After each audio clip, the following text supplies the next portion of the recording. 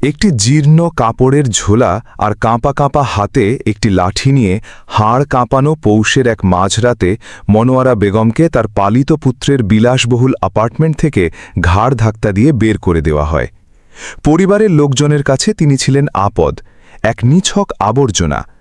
সব হারিয়ে পথে বসা এক বৃদ্ধা, যার চোখের জল মোছার মতো কেউ নেই। অন্তত বাইরের মানুষের চোখে দৃষ্টিটি এমনই ছিল, কিন্তু সেই মলিন চেহারার আড়ালে চাপা ছিল এক বিস্ফোরক সত্য। মাত্র কয়েক সপ্তাহের ব্যবধানে তিনি এমন এক অকাট্য প্রমাণ দুনিয়ার সামনে আনবেন, যা সেই দাম্ভিক আর অকৃতজ্ঞ পরিবারটিকে পথের ভিখারি বানিয়ে ছাড়বে। গত ২০ বছর ধরে এই বিধ্বংসী রহস্যটি তিনি বুকের পাঁজরে পাথরের মতো চেপে আগলে রেখেছিলেন। আপনার কি রায়? যে মা তিলে তিলে সন্তানকে মানুষ করেন, তাকে কি এমন জঘন্য আচরণের পর ক্ষমা করা উচিত, নাকি নিঃশব্দে চরম শিক্ষা দেওয়া প্রয়োজন? খাগড়াছড়ির এক নির্জন পাহাড়ের ঢালে ছোট্ট একটি টিনের চালা ঘর পরম মমতায় দাঁড়িয়ে আছে, যার সময়ের নিষ্ঠুরতায় তার বাঁশের বেড়াগুলো আজ ঘুণে ধরা আর জীর্ণ।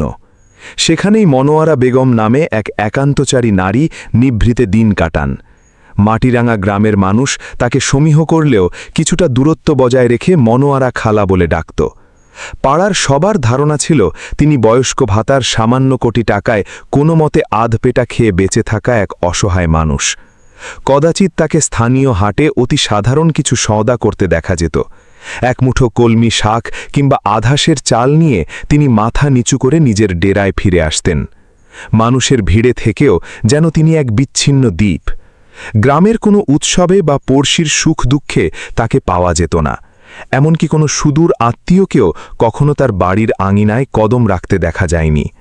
গায়ের চঞ্চল কিশোররা তাকে নিয়ে নানা মুখরোচক গল্প ফাঁদত। কেউ বলতো তিনি শহরের কোনো বড় কলেজের অধ্যাপিকা ছিলেন, আবার কেউ ভাবত তিনি ছিলেন সংসার ত্যাগী এক সন্ন্যাসিনী। হাটের চায়ের দোকানে প্রায়ই তাকে নিয়ে ফিসফাস চলত। লোকে বলাবলি করত মানবারা বেগম যৌবনে ছিলেন অসামান্য সুন্দরী। চট্টগ্রামের কোনো এক প্রভাবশালী বিত্তবান পরিবারের গৃহিণী ছিলেন তিনি। কেন এই বৈরাগ্য আর একাকিত্ব বেছে নিলেন, তা ছিল এক রহস্যময় গোলকধাঁধা। কিন্তু প্রকৃত সত্য কারণ নাগালে ছিল না। কারণ মানবারা বেগম তার অতীতকে এক গভীর কবরে দাফন করে রেখেছিলেন। প্রতি বিকেলে তিনি বারান্দার মোড়ায় বসে মাটির ভাড়ে পাহাড়ের ভেষজ চায়ে চুমুক দিতেন, আর উদাস নয়নে মেঘেদের লুকোচুরি দেখতেন। অনেকে তাকে কাঠখোট্টা বা অহংকারী ভাবত, কিন্তু মানবারা বেগমের কাছে এটি ছিল দীর্ঘকাল উত্তাল কালবৈশাখী ঝড়ে লণ্ডভণ্ড হওয়ার পর এক নিস্তরঙ্গ তীরের প্রশান্তি। ২০ বছর আগের মানবারা বেগম আর আজকের এই তালি দেওয়া সুতির শাড়ি পরা বৃদ্ধা এক নন। তখন তার পরিচয় ছিল বিশিষ্ট শিল্পপতি মির্জা আসাদুল্লাহর সহধর্মিণী হিসাবে, যিনি ছিলেন আবাসন খাতের সম্রাট এবং বন্দর নগরীর এক অঘোষিত অধিপতি। শহরের হৈহুল্লোড় থেকে দূরে এক রাজপ্রাসাদ সম অট্টালিকায় ছিল তাদের সংসার। তাদের কোল জুড়ে ছিল একটিই সন্তান, নাম তার আদিব মির্জা। মেধাবী ও নম্র স্বভাবের সেই কিশোর ছিল বংশের প্রদীপ। মানবারার জীবন ছিল কোটি নারীর কাছে ঈর্ষণীয়। প্রতিপত্তিশালী স্বামী, উজ্জ্বল ভবিষ্যতের সন্তান, পাহাড় সমান ঐশ্বর্য আর রাজকীয় বিলাসিতায় মোড়া ছিল তার প্রতিটি মুহূর্ত। ততক্ষণ না এক অভিশপ্ত শ্রাবণের রাতে তার স্বামী ও একমাত্র পুত্র জরুরি মিটিং সেরে হেলিকপ্টারে করে ফিরছিলেন। উড্ডয়নের কিছুক্ষণ পরই যান্ত্রিক গোলযোগে সেটি গভীর জঙ্গলে আছড়ে পড়ে। কেউ জীবিত ফেরেনি। সেই শেষ বিকেলের ফোনটি তার সাজানো বাগান তছনছ করে দিয়েছিল। মাত্র কয়েক প্রহরের ব্যবধানে সেই জৌলসময় ভবনটি একটি নিথর ও নিস্তব্ধ কবরে পরিণত হয়। আর কোনো আনন্দধ্বনি ছিল না, আদরের আদিব ছিল না। ডাইনিং টেবিলে পত্রিকা পড়তে থাকা আসাদুল্লাহর প্রতিচ্ছবিও বিলীন হয়ে যায়। মানবারা বেগম কেবল নিজের ছায়া হয়ে বেঁচে রইলেন। শোকাতুর ভিড় এলো, সমবেদনা জানানো হলো, কিন্তু মহাকালের নিয়মে সবাই যার যার কক্ষপথে ফিরে গেল। কেবল তিনি স্থবির হয়ে রইলেন। তার হাহাকার কান্না হয়ে নয়, বরং এক বিমূর্ত শূন্যতা হয়ে জেকে বসল। তিনি জমিজমা বিক্রি করেননি, সম্পত্তির ভাগ বাটোয়ারা করেননি, শুধু তার স্বামীর একান্ত অনুগত বিশ্বস্ত টিমের হাতে কোম্পানির দায়িত্ব সঁপে দিয়েছিলেন। শত শত কোটি টাকা, ভূসম্পত্তি, বিশাল ব্যাংক ব্যালেন্স সবই তিনি নিজের নামে তৈরি করা মানবারা ফাউন্ডেশন ট্রাস্টে স্থানান্তর করেন। সমস্ত দলিলপত্র ছিল নিখুঁত ও আইনত বৈধ, কিন্তু তিনি সেই অর্থের এক কণা মোহও দেখাননি। এটি ছিল তার এক কঠিন মৌন সংকল্প। তিনি চট্টগ্রাম ত্যাগের পর এই অখ্যাত পাহাড়ে চলে আসেন, যেখানে তার পরিচয় কেবলই এক আগন্তুক। নতুন নাম আর ভিন্ন অবয়বে মানবারা বেগম একটি চিলতে জমি কিনে একটি ঘর তোলেন। তিনি নিজের কাপড় নিজেই সেলাই করতেন, শীতকালে ভাঙাচোরা এক ফোন ব্যবহার করতেন। কেউ খোঁজ নিত না, কেউ তার অস্তিত্বের খবর রাখত না। কেবল একটি ছোট্ট ডায়েরি সিন্দুকের আড়ালে আগলে রাখতেন, যাতে আসাদুল্লাহ এবং আদিবের আবছা স্মৃতি আর তার ছেলের পাঠানো সেই শেষ না খোলা শেষ চিঠিটি ছিল, যা পড়ার হিম্মত তিনি কখনো সঞ্চয় করতে পারেননি। কালচক্র এগিয়ে চলল। শস্য কাটার মরশুম এলে মানবারা বেগম খুব ভোরে পায়ে হেঁটে গঞ্জের বাজারে যেতেন।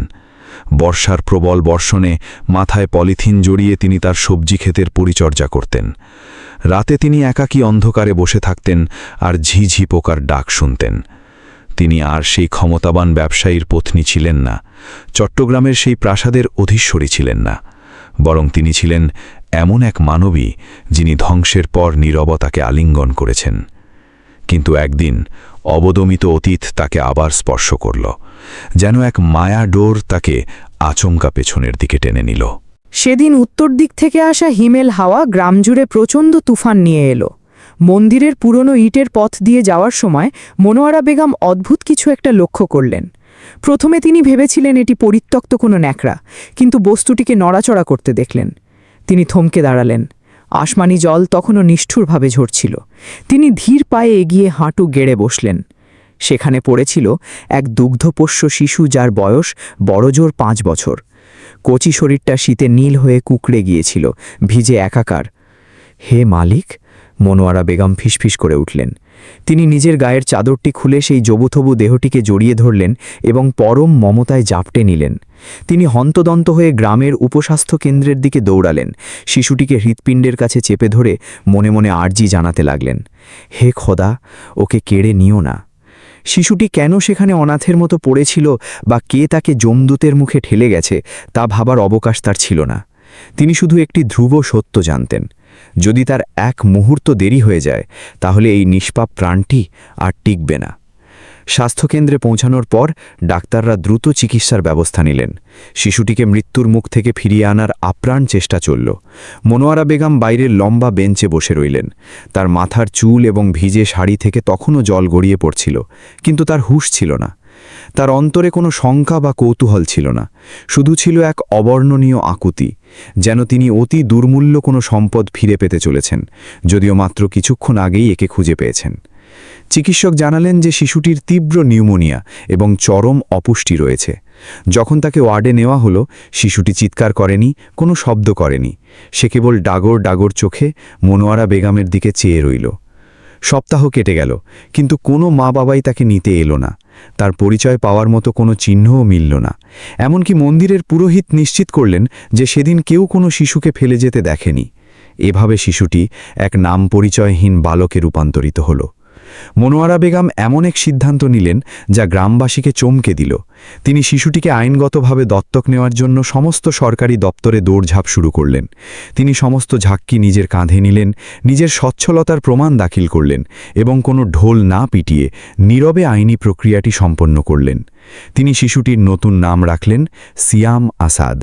সেদিন থেকে মনোয়ারা বেগমের সেই একলা ঘরটি আর আগের মতো নিঝুম ছিল না। প্রতিদিন উষাকালে সেই মাটির বারান্দায় ছোট ছোট চরণের শব্দ শোনা যেত। সিয়াম খুব একটা কথা বলা শিশু ছিল না, কিন্তু ক্রমে তার দুশ্চিন্তাময় চোখের আতঙ্ক আর জড়তা কেটে গেল। তার জায়গায় দানা বাঁধল অগাধ বিশ্বাস আর মায়া। সে ছিল মনোয়ারা বেগমের ধ্রুবতারা। প্রতিবেলা মুখে তুলে খাওয়ানোর সময়, প্রতি রাতে ঘুম পাড়ানি গল্পের সময় মনোয়ারা বেগম কেবল তাকে নিয়েই বিভোর থাকতেন। প্রতিদিন সকালে তিনি সিয়ামকে গ্রাম্য পাঠশালায় পৌঁছে দিতেন। প্রতি নতুন বছরের শুরুতে তিনি নিজের হাতে তার পুরনো ঝোড়াটি আবার তালি দিয়ে দিতেন, খাটো হয়ে যাওয়া জামা ঠিক করে দিতেন এবং তার দুপুরের টিফিন সাজাতে কখনো ভুলতেন না। একটি ছোট্ট টিফিন বাটি যাতে থাকত হাতে বানানো রুটি আর গুড়, সিয়াম কখনো মনোয়ারা বেগমকে দুর্বল হয়ে কাঁদতে দেখেনি, এমনকি সামান্য কটু কথা বলতেও শোনেনি।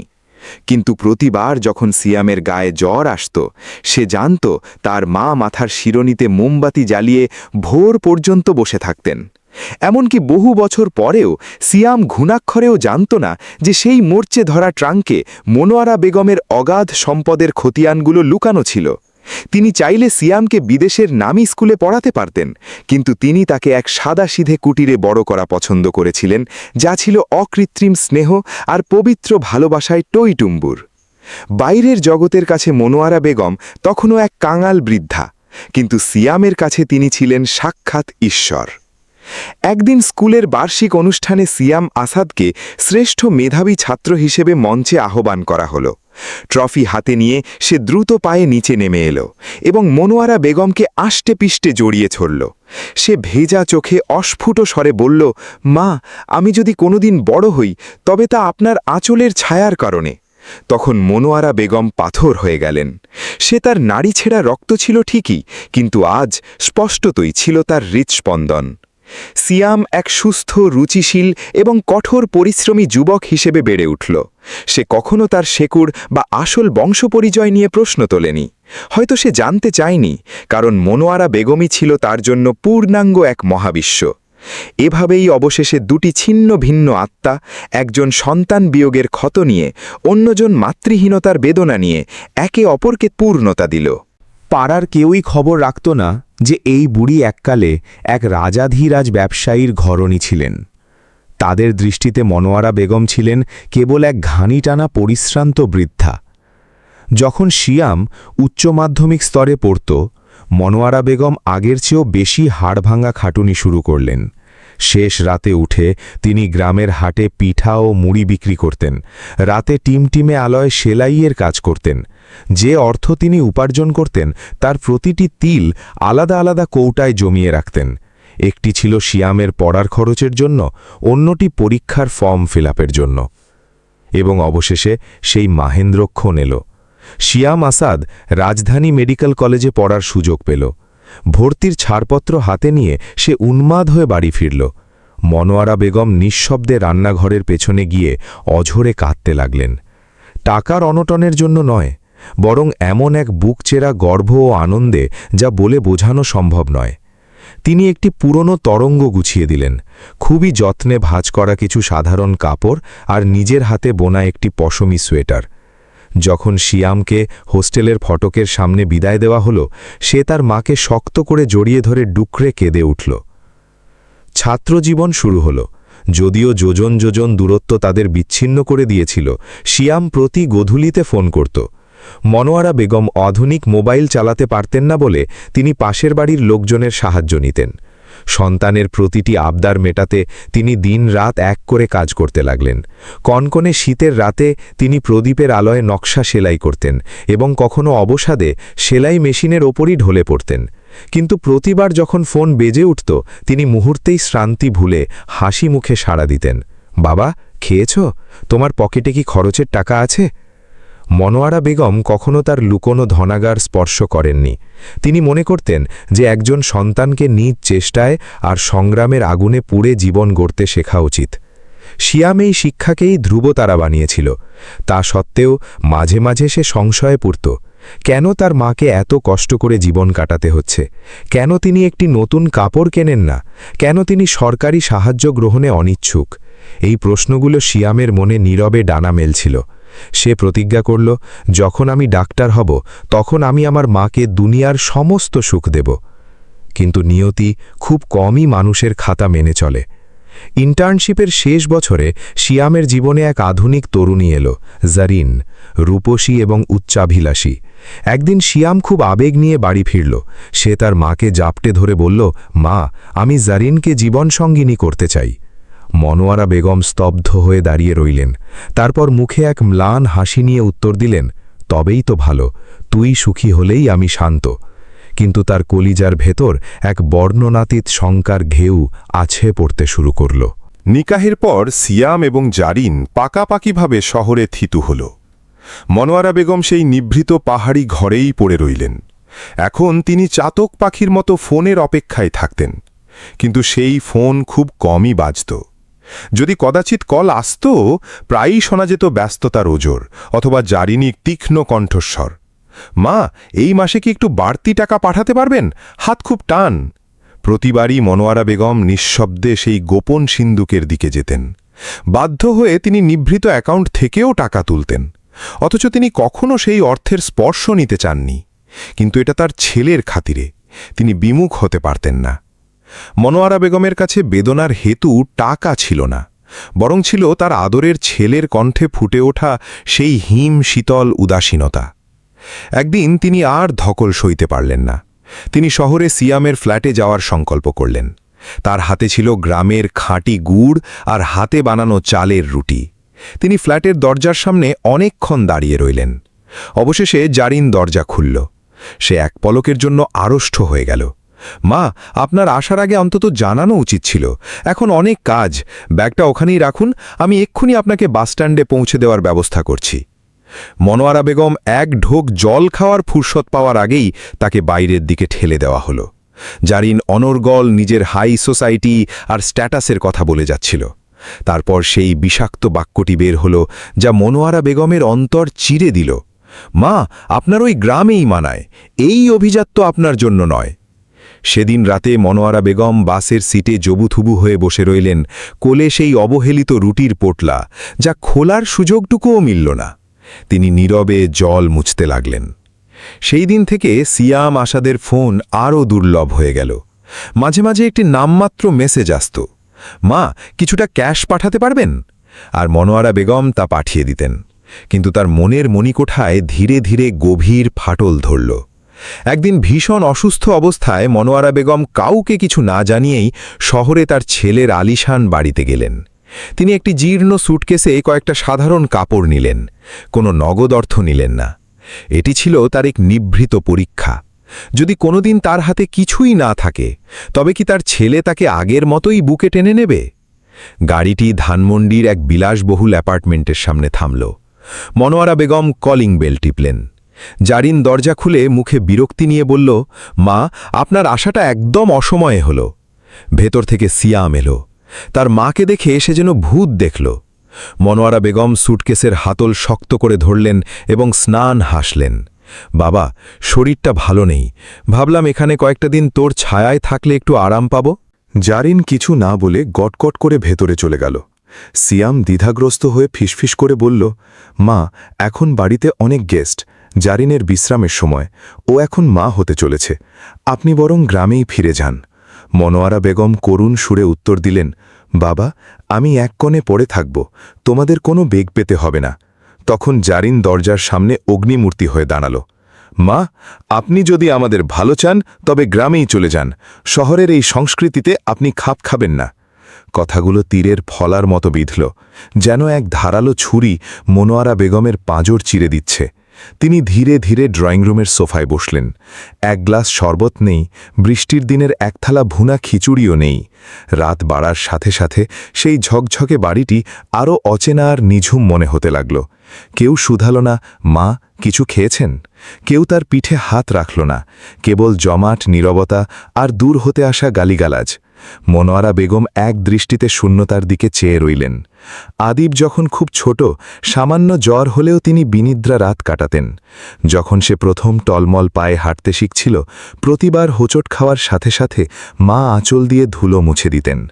বছরের পর বছর পরম যত্নে যাকে বুক দিয়ে আগলে রাখলেন, আজ জীবনের সায়ান্নে এসে সেই ছেলের চৌকাঠে এক রাত থাকাও যেন মহাপাপ হয়ে দাঁড়াল।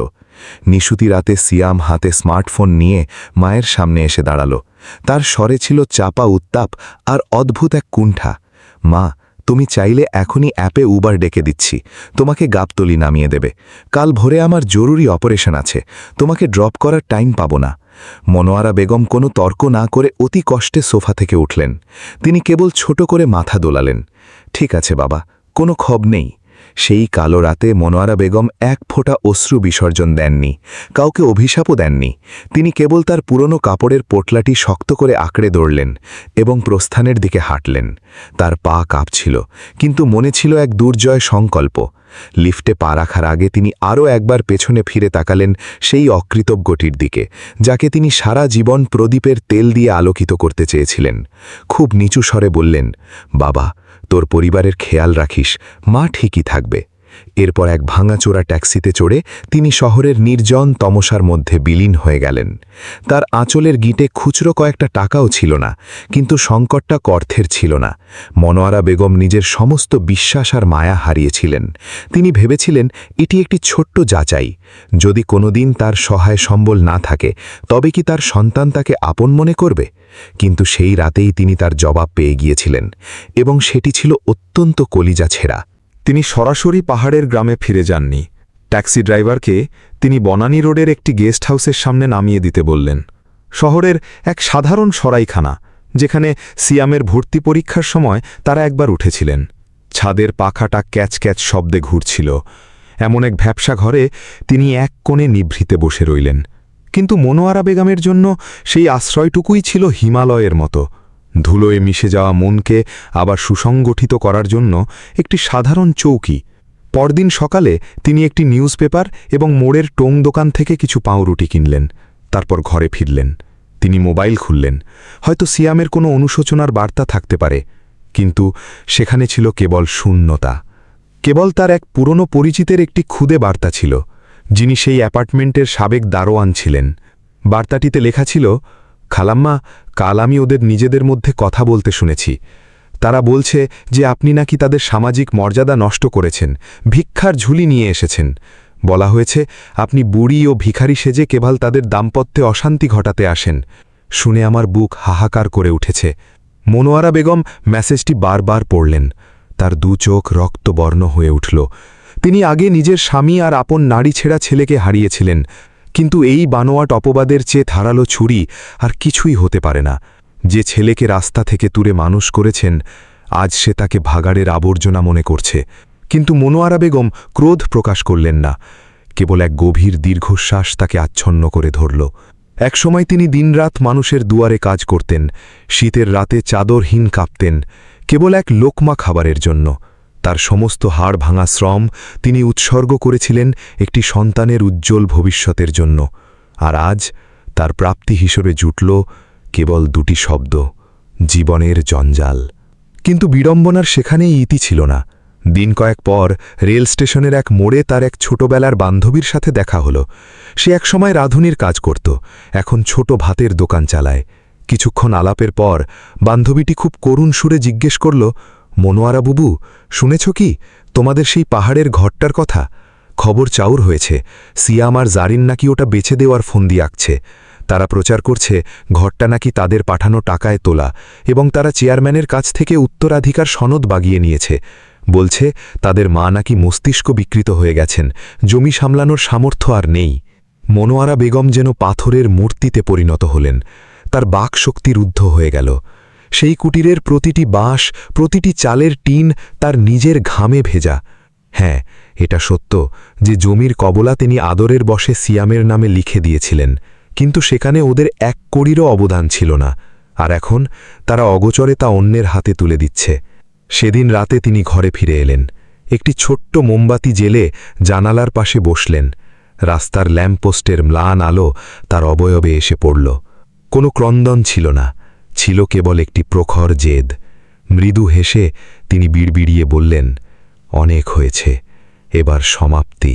বিগত 2 দশক ধরে মনোয়ারা বেগম নিজের প্রকৃত স্বরূপ ছাই চাপা দিয়ে দেখেছিলেন, কিন্তু এখন তিনি ঠিক করেছেন যারা তাকে আপদ মনে করে তাদের তিনি চোখে আঙুল দিয়ে দেখিয়ে দেবেন তিনি আসলে কে। তিনি তার পুরনো নোকিয়া ফোনটি বের করলেন এবং সযত্নে রাখা একটি নম্বর ডায়াল করলেন। সেখানে একটি নাম সংরক্ষিত ছিল, জনাব মনসুর, তার প্রয়াত স্বামীর ব্যক্তিগত সেক্রেটারি, একজন খাঁটি মানুষ যিনি কখনো নিমক হারামি করেননি। যখন ফোন রিসিভ হল, ওপাশ থেকে এক পরম শ্রদ্ধাপূর্ণ কণ্ঠস্বর ভেসে এলো, ম্যাডাম, আপনার কণ্ঠ শোনা আমার জন্য বড় পাওনা। মনোয়ারা বেগম হাসলেন, কিন্তু তার স্বর ছিল ইস্পাতের মতো কঠোর। আমার একটু সাহায্য দরকার মনসুর। আমার শহরের অভিজাত এলাকায় একটি ফ্ল্যাট চাই, যা হবে একদম আড়ালে এবং সংরক্ষিত। আমি একটি খেলা খেলতে যাচ্ছি। ওপাশ থেকে জবাব এলো, তবে কি আপনি অবশেষে আপনার আড়াল ভেঙে আসল জৌলুস প্রকাশ করতে চলেছেন? মনোয়ারা বেগম তীক্ষ্ণ চোখে অন্ধকারের দিকে চেয়ে রইলেন। নিচু কিন্তু অটল কণ্ঠে বললেন, আমি কাউকে ধ্বংস করতে চাই না, কিন্তু কৃতজ্ঞতাকে যখন নর্দমায় ফেলা হয় তখন আমি মৌন থাকব না। কয়েকদিন পর তিনি গুলশানের এক শান্ত এলাকায় একটি সুসজ্জিত ফ্ল্যাটে থিতু হলেন। সেখানে তাকে কেউ চেনার উপায় ছিল না। তিনি নিজের জন্য এক নিরাপদ বলয় তৈরি করলেন। তিনি জাহিদকে ব্যক্তিগত বডিগার্ড হিসাবে নিয়োগ করলেন, যে তার স্বামীর ব্যক্তিগত নিরাপত্তা দলেও ছিল। মনোয়ারা বেগমের নির্দেশনায় জাহিদ পাহাড়ের সেই বাড়ির যাবতীয় নথিপত্র তালাশ শুরু করল এবং গোপনে ব্যারিস্টার আশফাক সাহেবের সাথে মিট করল। এই আশফাক সাহেব ছিলেন তার স্বামীর সমস্ত ট্রাস্ট ও সহায় সম্পত্তির আইনি রক্ষক। একদিন সকালে বারান্দায় বসে কফির কাপে চুমুক দিতে দিতে মনোয়ারা বেগম সামনের ফাইলের স্তূপ যাচাই করছিলেন। তার চাহনি ইস্পাতের মতো শক্ত হয়ে উঠল। প্রতিশোধের স্পৃহায় নয়, বরং জীবনের সঠিক পাঠ দেওয়ার জন্য তিনি প্রস্তুত। কোনো অ্যাকশন নেওয়ার আগে তিনি তার সমস্ত জমি, ব্যাংক ব্যালেন্স, শেয়ার, সেই পর্বতসম সম্পদ পরীক্ষা করলেন, যা এককালে তিনি সিয়ামের বিয়ের উপহার হিসাবে দেবেন বলে সযত্নে তুলে রেখেছিলেন। কিন্তু এখন তিনি অনুধাবন করেছেন যে ভক্তি না থাকলে ভালোবাসার কোনো দাম নেই, আর যারা শেকড় ছিঁড়ে ফেলে নিয়তি তাদের আসল মূল্য বুঝিয়ে দেয়। এক সপ্তাহের মধ্যে ব্যারিস্টার আশফাক নিশ্চিত করলেন যে পাহাড়ি ভিটে ছাড়া বাকি সব সম্পদ মনোয়ারা বেগমের নামেই অক্ষুণ্ণ আছে। গ্রামের সেই বসত ভিটা তিনি একসময় কেবল সুবিধার কথা ভেবে ছেলের নামে রেজিস্ট্রি করে দিয়েছিলেন। এখন সেই বোকামি সংশোধনের মুহূর্ত এসেছে। আমি সেই বসত ভিটা আবার নিজের কবজায় নেব, তিনি দৃঢ় স্বরে বললেন। সমস্ত কার্যপ্রণালী অত্যন্ত সন্তর্পণে সম্পন্ন হল। 1 মাসের ব্যবধানে সমস্ত বৈভব আইনি নাম বেগম মেহেরুন্নিসার নামে প্রত্যাবর্তিত হল। এটি ছিল সেই আদি পরিচয় যা তিনি এতকাল ঢেকে রেখেছিলেন। এখন সরকারিভাবে বেগম মেহেরুন্নিসা একজন দানবীয় উদ্যোক্তা, যার সম্পদের অঙ্ক অকল্পনীয়। কেউ আঁচ করতে পারেনি, সিয়াম কিংবা জারিনও নয়, যে দিনহীনা দেখতে সেই বৃদ্ধা আসলে নগরের অন্যতম শীর্ষ ধনকুবের। মনোয়ারা বেগম শহরের শহরতলিতে এক রাজকীয় বাগান বাড়িসহ একটি ডুপ্লেক্স কিনলেন।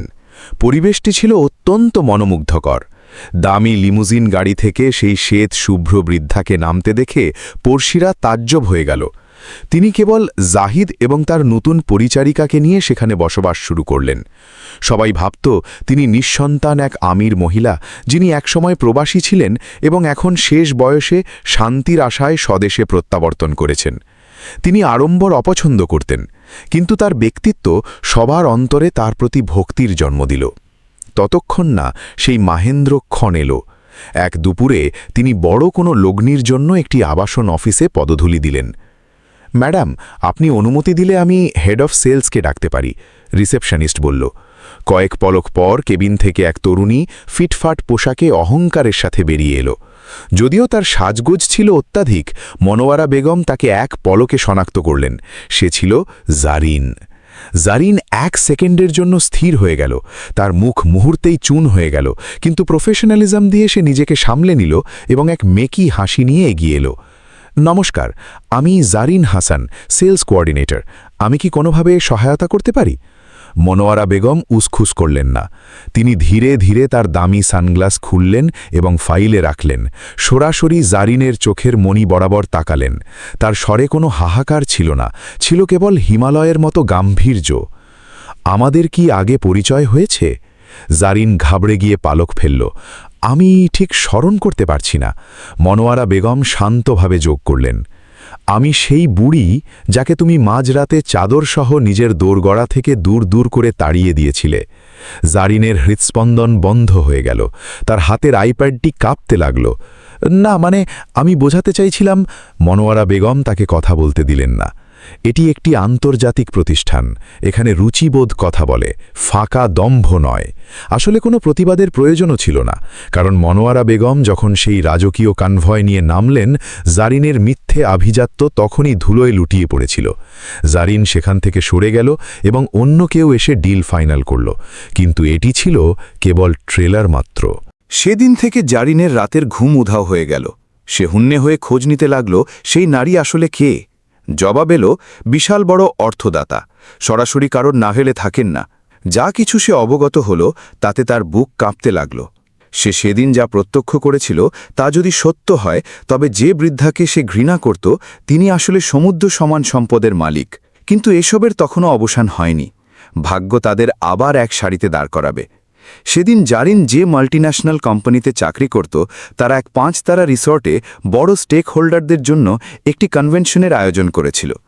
জারিনকে সেই অনুষ্ঠানের উপস্থাপিকার দায়িত্ব দেওয়া হয়েছিল। যখন সে প্রেজেন্টেশন স্লাইড দেখাচ্ছিল, তখন হলের সুউচ্চ দরজাটি ধীরে ধীরে উন্মোচন হল। এক জাঁকজমকপূর্ণ নারী ভেতরে প্রবেশ করলেন, যার পরনে ছিল দামি ঢাকাই জামদানি। তার পেছনে বডিগার্ড আর ব্যক্তিগত স্টাফরা আসছিলেন। তার রাজকীয় গ্রাস পুরো হলরুমকে স্তব্ধ করে দিল। উচ্চপদস্থ কর্মকর্তারা সম্মানের সাথে মাথা নওলেন। জারিন মাইক্রোফোন হাতে কিংকর্তব্য বিমূঢ় হয়ে দাঁড়িয়েছিল।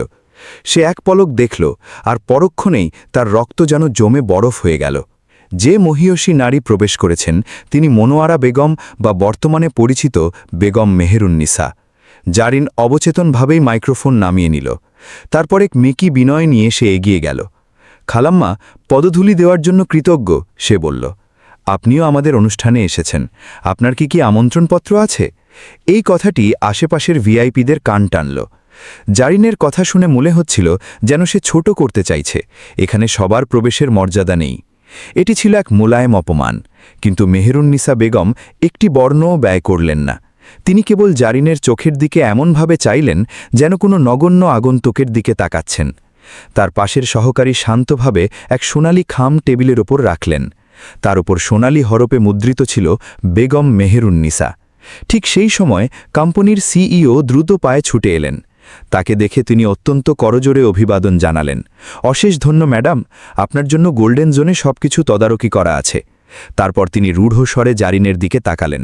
মিস জারিন, আপনাকে কে লাইসেন্স দিয়েছে এই লেভেলের ইনভেস্টরের সাথে এভাবে ধৃষ্টতা দেখানোর? জারিন সেখানে জড় পদার্থ হয়ে দাঁড়িয়ে রইল। হলের ভেতর কানাঘুষি শুরু হল। কেউ জারিনকে তাচ্ছিল্যের চোখে দেখছিল। আর তখনই যেন একটি উপাখ্যানের পর্দা ধীরে ধীরে খসে পড়ল। মনোয়ারা বেগম তার পার্স থেকে একটি গোল্ডেন ফোন বের করলেন এবং ডিসপ্লেতে পরিষ্কারভাবে তার একটি ফিক্সড ডিপোজিটের স্থিতি দেখালেন 42 কোটি টাকার ওপরে। হলের ঝাড়বাতির আলো সেই স্ক্রিনে ঠিকরে পড়ল। কোনো আস্ফালন ছিল না, ছিল কেবল এক প্রগাঢ় স্থিরতা। জারিন এক কদম পিছিয়ে গেল, তার কপাল ঘেমে একাকার হয়ে গেল। এই পরাভব জারিন কেবল ক্যারিয়ারে নয়, অস্তিত্বের গভীরে অনুভব করল। সে উপলব্ধি করল এই চপেটাঘাত জীবন তাকে হাতে নাতে দিয়েছে। সে মাথা হেট করে হলরুম ত্যাগ করে পালিয়ে গেল। মনোয়ারা বেগম একবারও ঘাড় ফেরালেন না। ফেরার পথে তার মার্সিডিজের পেছনের সিটে হেলান দিয়ে তিনি পকেট থেকে একটি মলিন ছবি বের করলেন। ছবিতে তার স্বামী আর তার শৈশবের সেই কুড়িয়ে পাওয়া সিয়াম ছিল। তিনি ছবির ওপর আঙুল বোলালেন, তার নয়নকোণ ভিজে উঠল, কিন্তু তিনি সংহত রইলেন, কারণ মনোয়ারা বেগম এখন জানেন জীবনের কিছু শিক্ষা বাস্তবের কুঠারাঘাতেই পাওয়া যায়। আর সিয়াম সেই কাল রাতের পর থেকে, যখন সে তার মাকে বিদায় দিয়েছিল, আর কোনো হদিশ রাখেনি।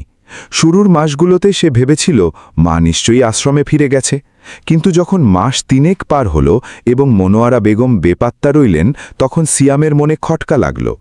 সে পাহাড়ের সেই ভিটেতে ফিরে গেল, কিন্তু সদর দরজায় মস্ত তালা ঝুলছিল। প্রতিবেশীরা জানালো তারা অনেক দিন কাউকে দেখেনি। এরই মধ্যে পরিচিত মহলের কাছ থেকে সিয়াম বিচিত্র সব গুজব শুনতে শুরু করল। রটনা ছিল এক রত্নগর্ভা নারী, যিনি বেগম মেহেরুন্নিসা নামে খ্যাত। তিনি সমাজসেবামূলক কাজে কোটি কোটি টাকা ঢালছেন। আরও বিস্ময়ের বিষয় ছিল, তাদের বর্ণনা অনুযায়ী সেই নারীর মুখচ্ছবি অবিকল তার গর্ভধারিণী সদৃশ মায়ের মতো। সিয়াম বাড়ি ফিরে পুরনো সুটকেস লণ্ডভণ্ড করে কিছু শৈশবের ছবি উদ্ধার করল। আর সেই ছবিতে মনোয়ারা বেগমের তরুণী বয়সের আভার সাথে জারিনের দেখা সেই মহিয়সী নারীর বর্ণনা হুবহু মিলে গেল। সিয়ামের বুক ধরফর করতে শুরু করল। তবে কি তার মা এতদিন দরিদ্র সেজে তার পরীক্ষা নিচ্ছিলেন? কিন্তু সত্য অন্বেষণের বদলে সিয়াম একটি নীচ পথ বেছে নিল। একদিন মধ্যরাতে সে ফেসবুকে লাইভ শুরু করল। তাকে খুব জবুথবু আর বিমর্ষ দেখাচ্ছিল। রোনাজারি কণ্ঠে সে ক্যামেরার সামনে বিলাপ করতে লাগল, প্রিয় দেশবাসী, আজ আমি খুব অসহায়। আমি এক অভাগা ছেলে যাকে তার মা অবহেলায় ছেড়ে চলে গেছেন। আমি চরম দরিদ্রতার মধ্যে মানুষ হয়েছি। আমার মা আমাকে কখনো আঁচলের ছায়া দেননি। এখন আমি বিবাহিত, আমার স্ত্রী গর্ভবতী, কিন্তু আমার মা হঠাৎ নিরুদ্দেশ হয়ে গেছেন। তিনি আমার কল রিসিভ করেন না। আমার ক্লিনিকে এখন কোনো রোগী নেই, আমি ঋণগ্রস্ত।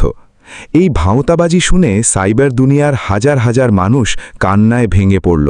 সিয়াম হাউমাউ করে বলতে লাগল, অনেকে বলছে আমার মা এখন নাকি খুব বিত্তবান, কিন্তু তারা জানে না আমি সারা জীবন কেবল ফ্যান ভাত খেয়ে ধুঁকেছি। আমার মা এমনকি আমাকে কখনো একজোড়া মানসম্মত স্যান্ডেলও কিনে দেননি। এখন তার কাছে কুবেরের ধন আছে, কিন্তু আমি তার এক আনাও সাহায্য পাইনি। সেই নাটকীয় লাইভ ভিডিওটি কয়েক প্রহরেই দেশ জুড়ে ভাইরাল হয়ে গেল। ভিউয়ার সংখ্যা আকাশ ছুঁল, লাখে লাখে কমেন্ট বর্ষণ হতে লাগল, এমন মা কি হয়, ধিক্কার তাকে। লাইভের অন্তিমে সিয়াম একটি ইমার্জেন্সি ফান্ড ক্যাম্পেইন শুরু করল এবং দাবি করল যে তার অনাগত সন্তানের অপারেশনের জন্য সাহায্যের প্রয়োজন। কয়েকদিনের মধ্যে তার বিকাশ অ্যাকাউন্টে লাখ লাখ টাকা জমা হতে শুরু করল। জীবনে প্রথমবার ভিকটিম সাজার প্রপঞ্চ তাকে এত বড় লাভের মুখ দেখাল। কিন্তু একদিন আকস্মিক সোশ্যাল মিডিয়ায় আবার কম্পন শুরু হলো। তবে এবার সিয়াম আকর্ষণের পাদপ্রদীপে ছিল না।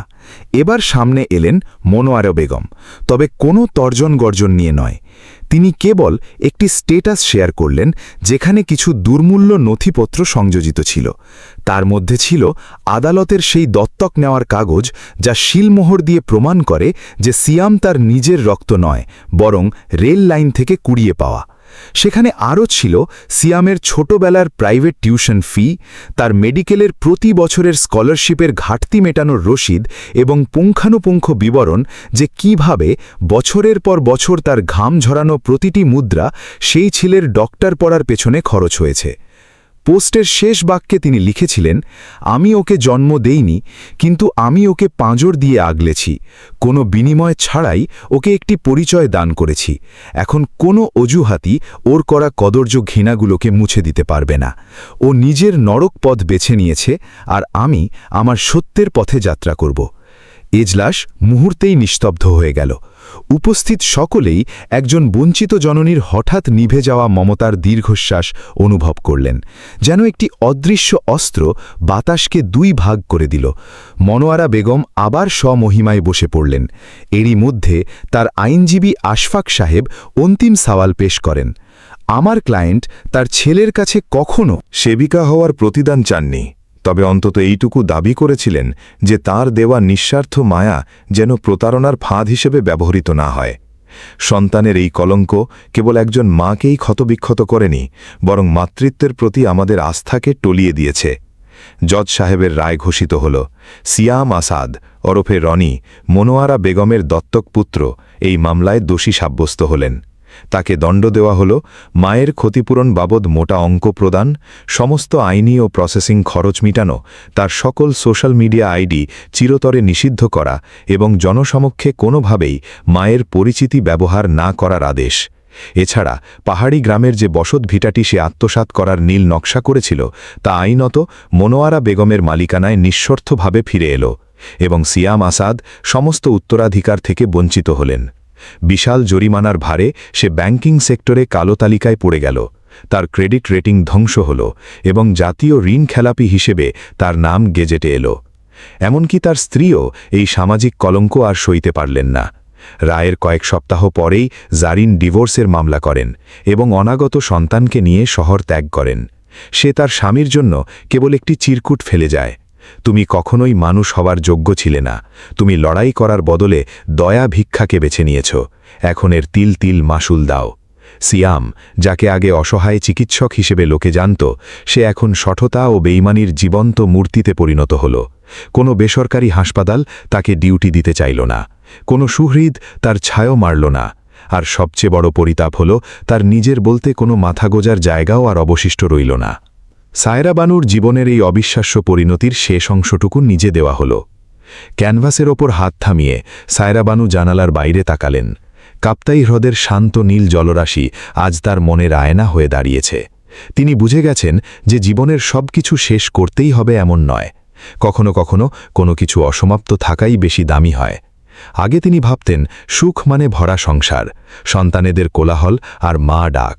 কিন্তু এখন তিনি বুঝতে পেরেছেন কিছু মা ডাক ভেতর থেকে আসে না, বরং দাবিদার বন্ধনের দায় থেকে আসে।